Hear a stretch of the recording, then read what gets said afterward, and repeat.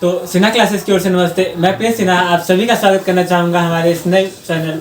के इस नए वीडियो में। तो आज हम इस वीडियो में बात करेंगे आईसीसी के द्वारा जारी किया गया एक नए अरेस्ट वारंट के बारे में। आईसीसी क्या है और ये अरेस्ट किसके बारे में जारी किया गया है, हम इन सभी चीज़ों को एक एक करके समझने की कोशिश करेंगे। सबसे पहले तो मैं आपको कुछ न्यूज़पेपर की कटिंग दिखा दूंगा। तो आपको न्यूज़पेपर की कटिंग में दिखाई दे रहा होगा कि पुतिन की तस्वीर के साथ ये चीज़ कही जा रही है कि उनके ऊपर एक अरेस्ट वारंट जारी किया गया आईसीसी के द्वारा।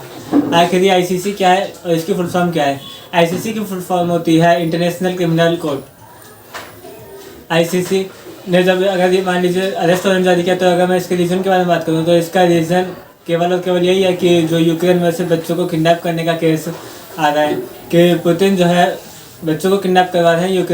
यूक्रेन से बच्चों को उठाए जा रहे हैं, जिसमें रशिया कह रहा है कि हमने इन चीज़ों से इनकार नहीं किया, हम इन बच्चों को इसीलिए उठा रहे क्योंकि बच्चे वो है जो अनाथ हो चुके हैं और हम केवल इनका सहारा देने के लिए उठा रहे हैं। वहीं अगर हम बात करते हैं आईसीसी की, तो आईसीसी इस बात को बिल्कुल खंडित करते हुए ये चीज़ कहता है कि इन बच्चों को किडनैप कर रहे हैं और अपने काम के लिए इस्तेमाल कर रहे हैं। ये उनसे ज़बरदस्ती अपना राष्ट्रगान बुलवाते हैं और उन्हें बहुत सारे तरीके से प्रताड़ित करते हैं। अगर हम बात करें कि अगर ये इंटरनेशनल कोर्ट है तो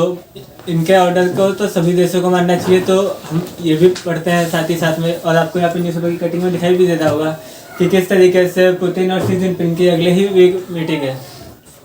जिसमें आपको यहाँ पे दिखाई दे रहा होगा कि वो किस तरीके से रशिया और यूक्रेन के बारे में बात करने वाले हैं कि ये वाला किस तरीके से ज़्यादा है, और साथ ही अपने बिजनेस के बारे में भी कई सारी चीज़ें डिस्कस करने वाले हैं। अगर मैं बात करूँ इसे इंडिया के परिप्रेक्ष्य में कि आखिर इंडिया के परिप्रेक्ष्य में इसकी क्या भूमिका है, या फिर इंडिया में अगर मान लीजिए पुतिन आ सकते हैं या नहीं आ सकते,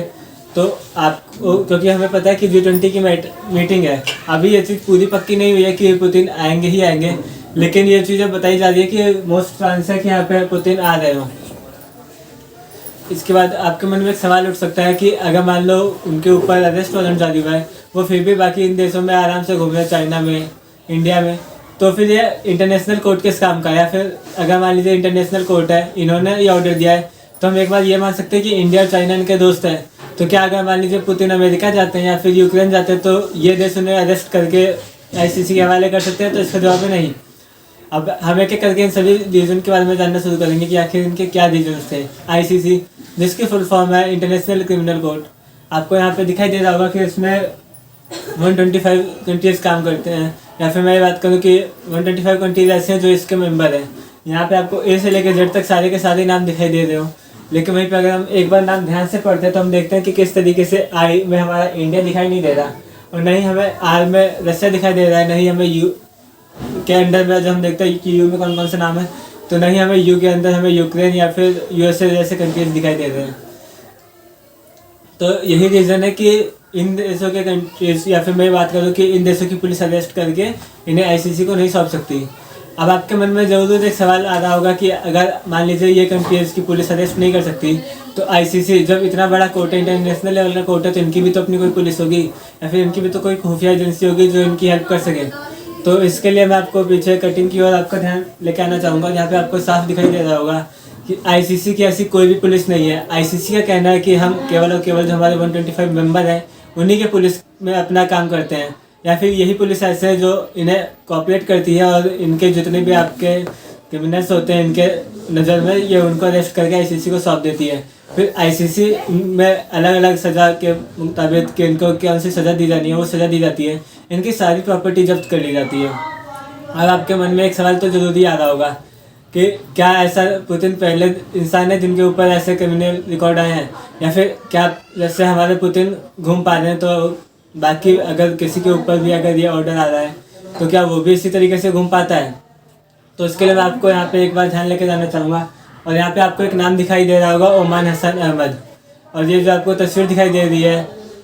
इनके ऊपर भी एक बार इस तरीके से केस आया था। इनके ऊपर भी अरेस्ट वारंट जारी किया गया था 2009 में, और फिर उसी के अगले साल 2010 में दोबारा से।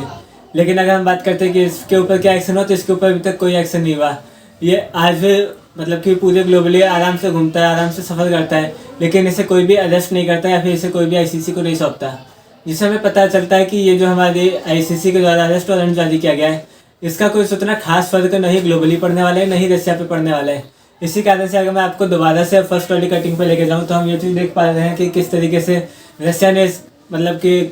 अरेस्ट वारंट है इसको जो है एक टॉयलेट पेपर के रूप में बताया है कि ये उतना ही यूज़फुल है जितना कि एक टॉयलेट पेपर। यानी कि इसका कोई इस्तेमाल नहीं है, न ही रशिया को इसका कोई डर है, न ही इससे उन्हें कोई फ़र्क पड़ता है। तो बस आज के वीडियो में इतना ही। अगर आपको हमारे द्वारा पढ़ाया गया ये टॉपिक पसंद आया हो तो आप अभी हमारे चैनल को सब्सक्राइब कर लीजिए, इस वीडियो को अधिक से अधिक शेयर करिए ताकि ये अधिक से अधिक लोगों तक पहुंच पाए, लाइक करिए, और अगर आप अगली वीडियो कौन से करंट अफेयर के टॉपिक पर चाहते हैं इसे कमेंट भी करिए। धन्यवाद।